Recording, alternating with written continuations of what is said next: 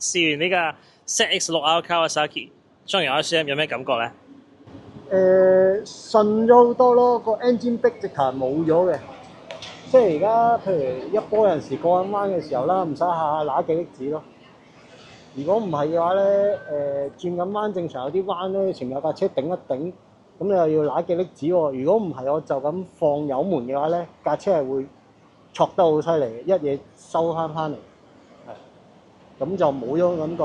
同埋個快排上波嗰度咧，而家本身會剔一下咧，尤其是低波嘅時候剔上去咧，佢又係會點都會有挫嘅一下嘅，同埋會比較慢，同埋個轉數會落得都起碼我諗都冇1000都有500轉噶啦。但係佢而家咧嗰個變咗個空隙位係少咗好多，係啊，冇縫限接上波，係啊，頭先走咗去邊啊？都走去好似好遠。都遠遠地啊，去到啟德體育館嗰邊，嗰條路仲好平。可以搶。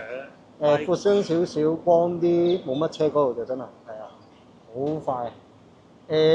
差唔多而家，因為之前我揸300嘅，咁啊上咗600啦。而家其實因為一揸咧，一路以為係未磨合晒啊，所以架車好似硬係唔順啊，窒下變咗下下都要揦幾粒子去收油啊。咁變相而家就個感覺輕鬆咗好多啊，翻去以前兩缸嗰種感覺。再順啲，係。呢個讚係好高喎。